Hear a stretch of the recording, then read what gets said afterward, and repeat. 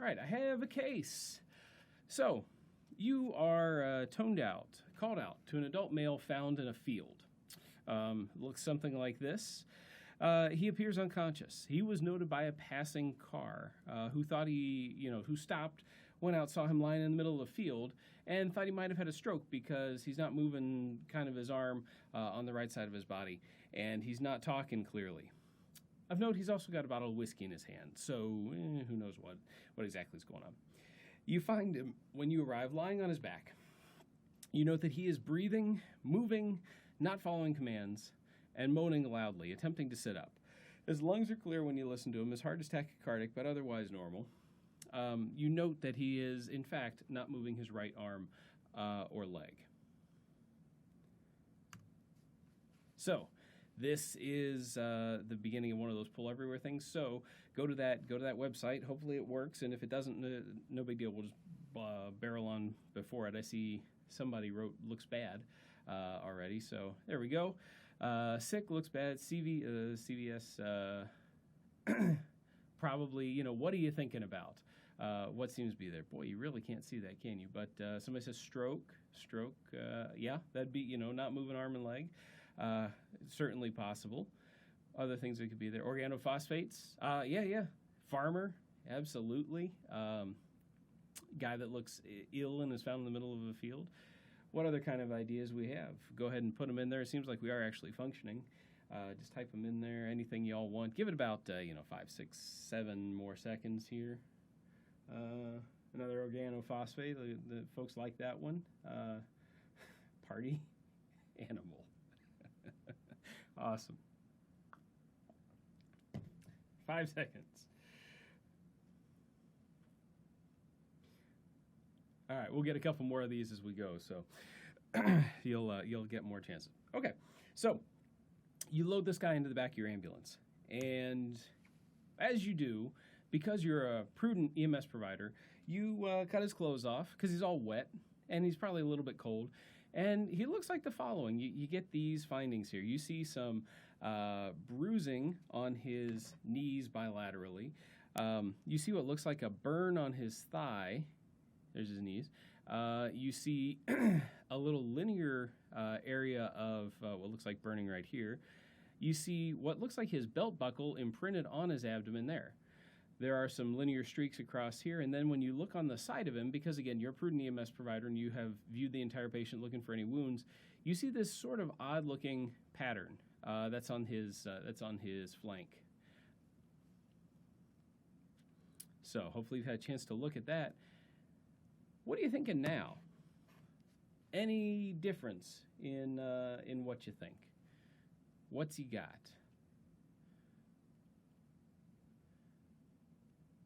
All right, we're getting nice legs. Oh my God, I knew this was a bad idea. It's only gonna get worse from here, I'm sure. Someone says lightning strike. Not sure yet. Another, let's see, a snake bite, electrocuted. Any other thoughts, comments here? These are good thoughts.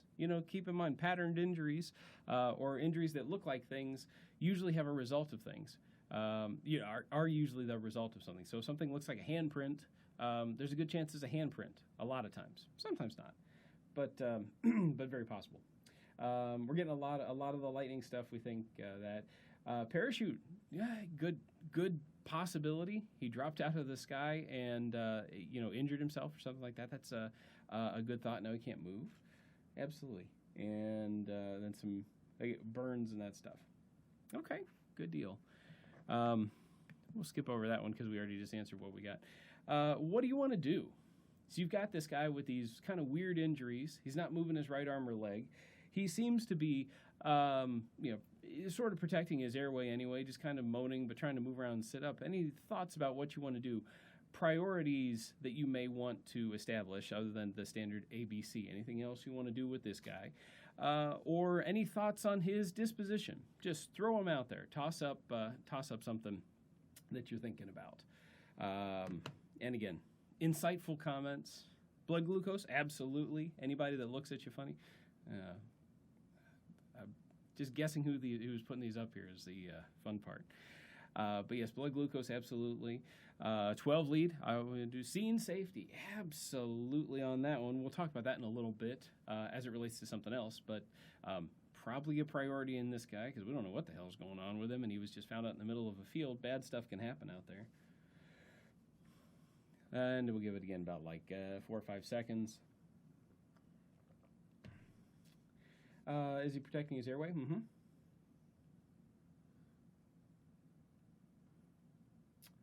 Coagulation, presumably, I mean, or I think probably leading to like thrombosis and that kind of stuff. That's certainly possible.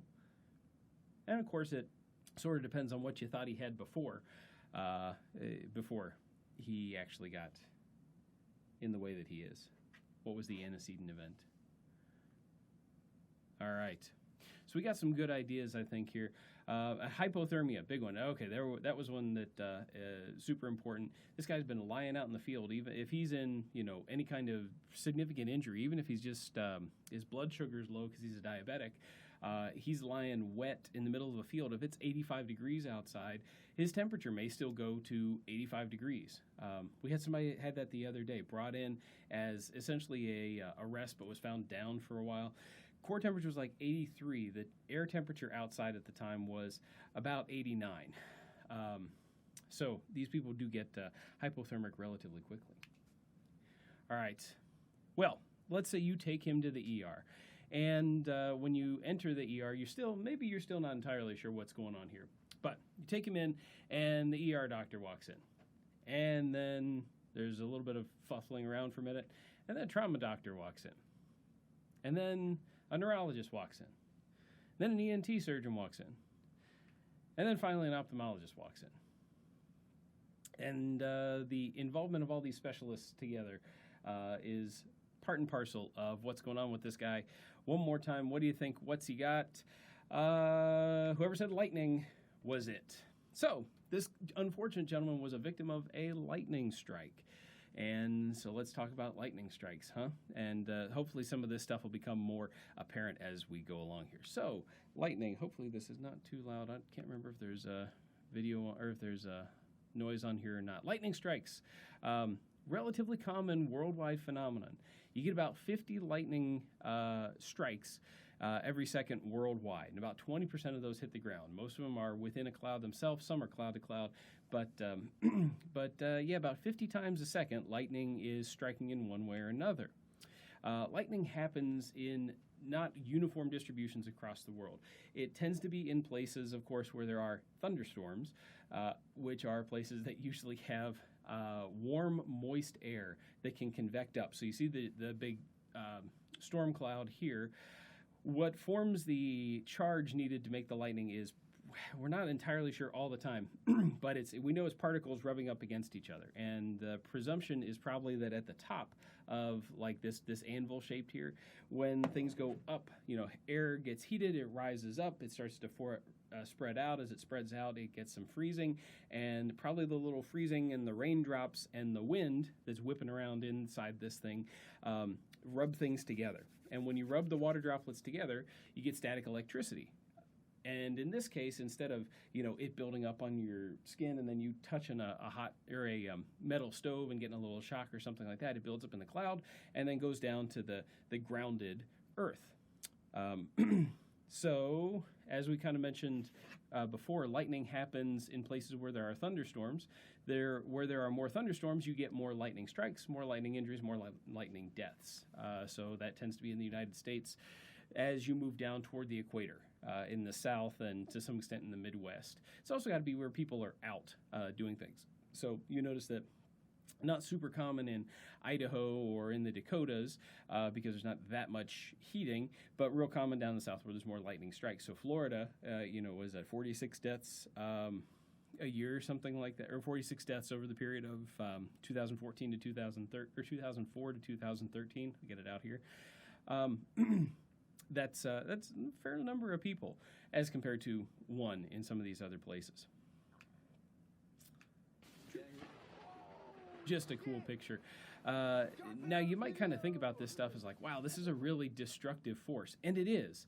The property of a lightning bolt itself is fascinating. It's a massive discharge of energy in the millions of volts. Millions, even some folks said billions of volts. It's anywhere between 30,000 and 110,000 amps.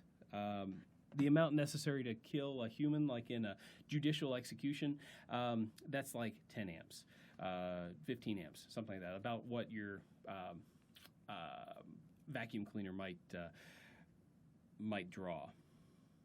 And it's very hot, too, like 30,000 degrees Kelvin, which is still, 1,000 degrees, 2,000 degrees Fahrenheit. But the thing is that it tends to happen over just a very brief period of time, either about 100th to 1/10 of a second, usually at the upper ends of it. So, very big discharge of energy, tons of voltage, lots of potential amperage, very brief contact. What happens when it hits you? Well, there's a couple of different things that can happen. One, it can go through you. The other is it could go around you. There are a couple of ways that you could get shocked that we don't usually kind of think of, like obviously if you are touching a metal pole and lightning strikes that metal pole, lightning can go down through you. It can be a direct strike from the cloud through yourself. It can go down something into the ground and then up into you through this ground strike phenomenon. That's a thing that happens, which still doesn't make a ton of sense to me thinking about the way electricity works, but it's what it does. But for the most part, it will go through whatever path of least resistance it takes to get from the cloud down to the ground potential, essentially, to 0 volts. That's where lightning goes. When it hits you, it does different things to different organs. Some organs can conduct electricity pretty easily. So things like nerves, things like blood vessels and blood themselves, it's basically just, salty fluid wrapped around bags of wire. Those conduct electricity very, very well. Things like dry skin and fat and bone don't conduct electricity very much, and they tend to heat up more, so you can get a lot of thermal injury from that way. The other interesting thing that happens is you get this phenomenon of electroporation, which what you're looking at here is a picture of a cell membrane when it's exposed to electricity. And what it does is open up these little pores in the middle of a cell. Now, you can use that to deliver drugs and stuff, which is what you see here. But if you're struck by lightning, the problem is that when it opens up those little pores in the cells, it tends to damage the cell membrane and kill the cell. And that's one of the big problems with it. So it's a combination of the heat that is produced and the thermal energy, and then this phenomenon of electroporation as the electricity goes through the cell. Now, you might also notice that most of these are fairly dramatic. I showed this before already. If lightning were to directly strike you, it does have a fairly significant concussive force behind it as the air hits, expands and then contracts, as well as the heating that occurs. So there is some physical force that can actually be imparted as well and throw you or move you. One of the cool things about lightning, though, and when I say cool things, it's just something that's really interesting, is that for the most part, those you would assume that if you were struck in the same way that tree was, where it just shattered, that you would shatter as a bag of meat and salt water, that you would just kind of disintegrate. But most people don't, and most people that are struck by lightning are not horribly burned from head to toe as you might think they would be. In lightning strikes, you get a lot of conduction around the body itself. So a lot of times this is somebody that's out, has wet skin already. The lightning tends to wash over the body, goes through some of it, but doesn't hit with the full contact and cause you to have that entire body conduction as you might think it does. So that again, it all is path of least resistance. If it's easier for the electricity to flow around the body instead of through the body, it's going to flow around the body, which sometimes happens. So the injuries that you get with lightning, not always the terribly dramatic burns that you might think of, even like high voltage shocks like around industrial sites and that kind of stuff, in my opinion, tend to have worse looking burns than lightning strikes do. One thing that you do see with lightning The places you tend to get obvious cutaneous burns are where the lightning washes over you and then heats up other things, which then burn you. So this person on the left side here, you'll notice, has these kind of patterned injuries. Those are in areas where you have a lot of sweat. The sweat vaporizes and turns into steam and then burns you as a result of it. This guy at the top here was wearing a necklace. You'll see this with necklaces, and that case we looked at in the beginning, belt buckles. When folks have metal on them, the metal heats up and then that burns your skin, but it tends to not be as much the lightning that does it in a lot of cases. And that can be your clothes. Folks talk about their shoes getting knocked off, and the postulated theory there could be that you're just having muscle contractions, but also that your shoes tend to be wet and have a lot of water in them if you're out in a rainstorm, and that water probably vaporizes, and that's why your shoes get blown apart. You can get actual cutaneous burns. This is from a young girl in Ghana that was just struck by a bolt of lightning and does have some second-degree burns. But again, 30 million degrees Kelvin, and all you get is second-degree burns on your body. That's pretty good. You will see some significant, like full-thickness burns like this punctate thing on the bottom of the guy's foot. What'd that come from? This is where lightning traveled across the patient, through the patient, and then left his foot into the ground. And that's where you tend to get the full-thickness burns. It's where the lightning enters and exits the body, where the bolt actually goes through there. As some of you picked up from the beginning, you can get these things called Lichtenberg figures as well. And this is not a burn. There's no actual changes to the skin histologically. It's not truly an injury. It's sort of just a discoloration on the skin itself, where the electrons go out in this like fractal pattern, and there's some sort of physical explanation for it. But not actually a burn itself. These will go away eventually. They'll fade. Sometimes it can take a while. But this is pathognomonic for a lightning injury. So if you see this guy, and this is a benefit of, or the, prompt you to say, we said in school that you should do a full exam and, check out their skin and all that kind of stuff. In this case, this is key to what would be the diagnosis for that eventual gentleman. If you see this on a patient, this is a lightning strike. It's pathognomonic for a lightning strike. So he could be found out in the field with a bottle of whiskey and, a 22 in his hand, but if he's got this thing, he was struck by lightning. Unless it's a tattoo or something. And I just thought this was kind of an interesting picture as well. You get the same pattern on, say, the ground when lightning strikes. Hey, neat. Some of the injuries that are associated with lightning. I mentioned some of them already. We talked about burns. You can get injuries to your nervous system as well. Your nervous system is, of course, essentially all wires. I talked about wires wrapped around bags of salt water. Your nerves are wires. They're designed to conduct electricity, essentially. So you can get neurological injury with it. Sometimes it's apparent right away as a focal neurodeficit. It can look like paralysis. It can look like a stroke. If it strikes the brain, it can cause some intracranial hemorrhage, especially in like your basal ganglia and your brainstem, which are unfortunately kind of the parts that you need to live and do a lot of that basic stuff with. But it can cause pretty much any kind of neurological deficit, anywhere from like I've got a little bit of tingling in my hands to, I'm paralyzed on one side, or, shut down your entire brain, shut off your respiratory center as well. How about cardiovascular-wise? Blood vessels also are good conductors of electricity, and more so than some of the other big organs in your body. So you have lots of little bits of salty blood water, which conducts electricity around very well in real responsive little blood vessels. You can get a lot of vasoconstriction with high voltage electrical activity, and that's can manifest as some vasoconstriction leading to even like pulseless extremities. There's this thing called coronal paralysis, got it here, that can happen, that is essentially vasospasm as a result of this massive catecholamine discharge when you get struck by lightning. So guys can typically it affects your extremities and the lowers more than the uppers, but folks can come in with pulseless, not moving lower extremities, but then over the course of a couple hours that resolves. You can also develop some thrombosis, like arterial thrombosis after the strike, and that can be a delayed reaction, but is bothersome because you can get some epithelial damage, and then you develop a clot, and then your arm dies as a result. Your eyes and ears, we mentioned the ophthalmologist and the ENT doctor that come in. Your eyes can get affected, especially the lenses, and you can develop cataracts.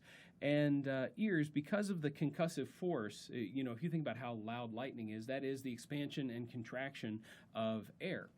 And just like a bomb going off, when that air expands and contracts, it damages things that have air trapped inside them, like your TMs. So tympanic membrane rupture is not uncommon after a lightning strike. By the way, what do you do with a perforated TM? A lot of the times you don't do anything. If it's small, this one's fairly large. This may require a surgery later on, but hearing loss after these is not uncommon too. As I kind of mentioned before, lightning has a fairly impressive concussive force. Where's it coming up? There we go. Yeah, impressive. And it's not unheard of for folks to say that they were flung or thrown by lightning, sometimes some distance. And this can be a combination of muscle contraction, like all your muscles contract at the same time and you just throw yourself, essentially, or from that shock wave that occurs. So you have to watch out for whatever else might have happened. Lightning throws you into something, or on top of something, or off of something like a roof or something like that. You can also get injuries just from the muscle contraction itself. You can break bones. You can dislocate. They talk about shoulder dislocations are fairly common with it. You can have injuries just from the contraction of your muscles themselves. And when lightning passes through there, it may cause some damage. This is not something that you'll probably be thinking about field a lot of times, but maybe if you're like doing you're doing a wilderness carryout or something like that, and you have to watch this person for several hours. If you watch their urine, they may develop some rhabdomyolysis. Always have trouble saying that one. Where your muscle breakdown products go and it can affect your kidneys. You get this tea-colored urine as those muscle products break down into there. So that can cause some pretty significant injuries. Something to be aware of, again, if you're on some kind of like prolonged transport or something, this person may need a lot of fluid, 1 ml per kilogram per hour, 1.5 mLs per kilogram per hour, over a long period of time to help flush those particles out of their urine as well. If this is a little bit later on, but something that you may see if you're doing an IFT or if you're doing a carry out or something. The good news is that after lightning strike, despite what I would have thought, a lightning strike is not all that fatal all the time. And if you survive the initial strike, if you don't immediately arrest and have sudden cardiac death, essentially, then all likelihood is that you are going to survive the injury. But let's go back to that poll everywhere thing for a second. Take an estimate. What do you think the mortality is of a lightning strike? Just guess. There are no right answers. There are right answers, but see what you think. Take a second. Put in a percentage.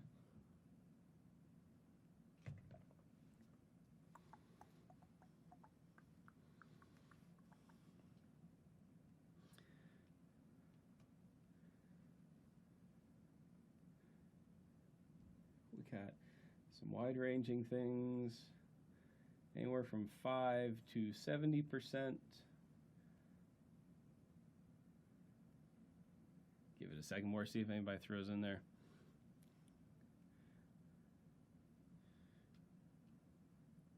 All right, I think that's going to be the end of all that we got here. So the numbers, about 30%. 30% immediate mortality from it. But again, if you survive the initial strike, if you're not immediately in cardiac arrest, there's a good chance that you're going to survive the whole incident. However, there's about a 70% significant morbidity after you get struck by it. So 30% die immediately. The rest will probably go on to live with some kind of, not maybe devastating injury, but some kind of long-lasting injury. Talking about the cardiac arrest, if you do come up on somebody that is in arrest after a presumed lightning strike, the way that people arrest afterwards is that you get paralysis when lightning strikes you. You can get paralysis of both the respiratory centers in your brain as well as in your heart. And there's this massive depolarization of your heart, like getting super, super, super defibrillated, which just causes all the myocytes to, at the same time, depolarize and just stop.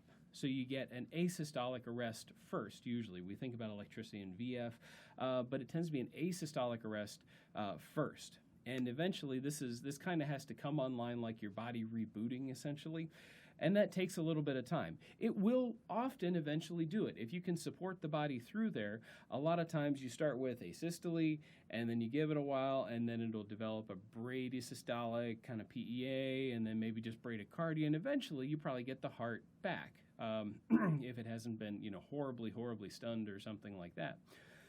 When you get the heart back, there's still the problem that the patient tends not to be breathing. So while we have focused on a CAB approach, chest compressions and then airway and breathing, it's real important that you manage this person's airway and ventilate/oxygenate them, because a lot of times it takes a lot longer for the respiratory centers to kick back in and start you breathing again than it does for you to get their heart back. But this also is the reason for this, this different approach for these folks in,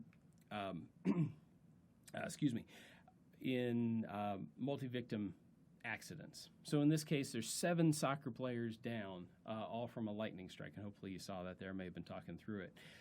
Who do you go to first? Normally, if this was, a bomb or a stabbing or something like that, and you had 7 people down and 1 crew, if there was a guy that seemed to be in arrest, you'd probably go to everybody else first, all the reds at least, and then maybe come back to that person. But you tend not to do CPR and those kind of things. In lightning strikes, you do CPR because, number one, again, if you survive the initial strike, you'll likely survive the event in general. So if you are alive at that point, you're probably going to continue to be alive, albeit with pain and that kind of stuff, but you are likely to survive it overall. So take the typical, start triage schema or whatever triage schema you're going to do, and those guys that seemed red to start off with, or yellow, but especially the red, who would have gotten your immediate treatment, you instead go take care of the black folks and start doing the actual chest compressions and bagging the patient, and a lot of times they will come back. Now, if you got, 60 people down and 1 person, what are you going to do? But in most cases, you probably are not going to have that. You're going to have a relatively smaller group, and probably 1 or maybe 2 of them are actually going to need the full resuscitation stuff. But they do come back. So when you do these guys, when you get a cardiac arrest as a presumed lightning event, go to the pulseless people first. You do chest compressions to buy some time, and a lot of times just with chest compressions to kind of perfuse your brain, you will actually get the patient back. And drugs, not all that necessary. You do have to watch out for the CAB switching over to compression plus breathing, and eventually you add in some A as well as some kind of basic airway management. But you do have to breathe for these folks. Otherwise, if you just do chest compressions, you may get ROSC, and then they'll arrest again because they're going to be hypoxic. So it's not just chest. Whatever resuscitation you can do is better than nothing. But if you can do it, and because we're professional rescuers, you should make sure you are doing at least moderately effective ventilations at the same time, so these folks don't have a secondary hypoxic arrest. Now, first things first, too, BSI scene safe, and this is not a particularly safe area.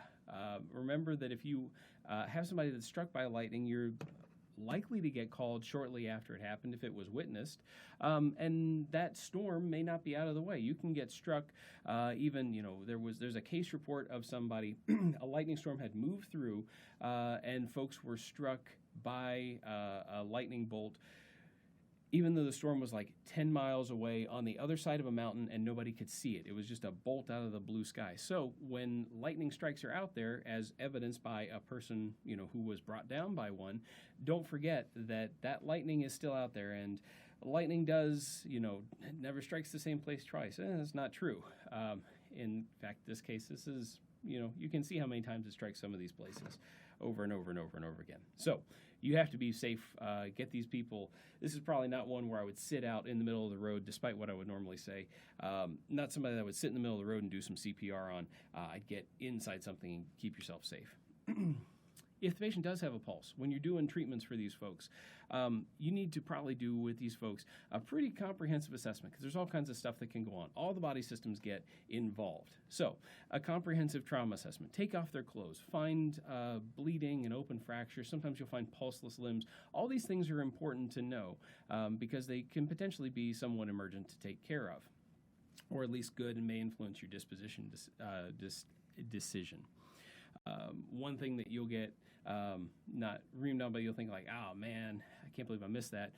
If you leave their shoes on, and I know in EMS we're not real fond of taking people's shoes off, but if somebody in a lightning event or even in a high voltage event is significantly injured, they're probably going to have a burn on their foot, most likely. So if you take their shoes off, you'll find that they have sometimes open fractures and full thickness burns to their foot, and they're like, oh, okay, well that's where the electricity left.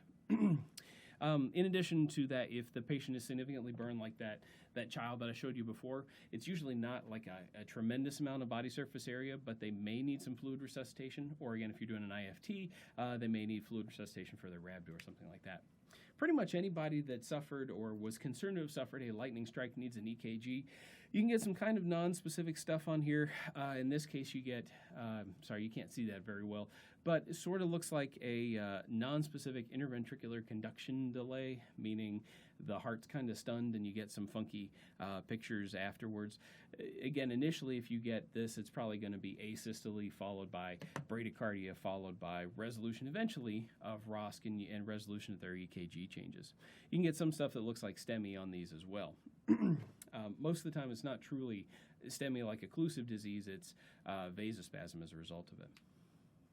When you are treating these folks, as I kind of mentioned, some fluid resuscitation, often, especially if they're significantly burned or if they have significant muscle tenderness, is not a terrible idea. You don't have to necessarily start throwing the bicarb at these guys, as everybody seems to want to do when you have somebody that's got a crush injury or you're concerned about rhabdo, which it's really never actually been a proven thing anyway. But a little bit of fluid resuscitation for these folks, running at a rate of 200 an hour, something like that, for a couple minutes, that's probably not a bad idea. And pain control will be super important as well, and potentially sedation for these guys. As your brain is kind of coming back online, you can get a little loopy, and so these folks may need fentanyl or morphine for their pain, for their burns or whatever happened to them, but they might need a little Ativan or a little Versed. As their brain kind of rewires itself after it got struck by lightning. So, just to sum up, when you're resuscitating these people, you show up. If there are more than one person, go to the person that does not have a pulse first and start doing CPR. You need to do a trauma assessment, you need to do a neurological assessment, and you need to do a cardiac assessment on all these folks. So a good trauma assessment, probably some kind of stroke scale type thing, and then an EKG at least on anybody that's got essentially any electrical exposure, but definitely in these folks that have lightning type injuries. And then be judicious and treat their pain, their burns, and their agitation as well.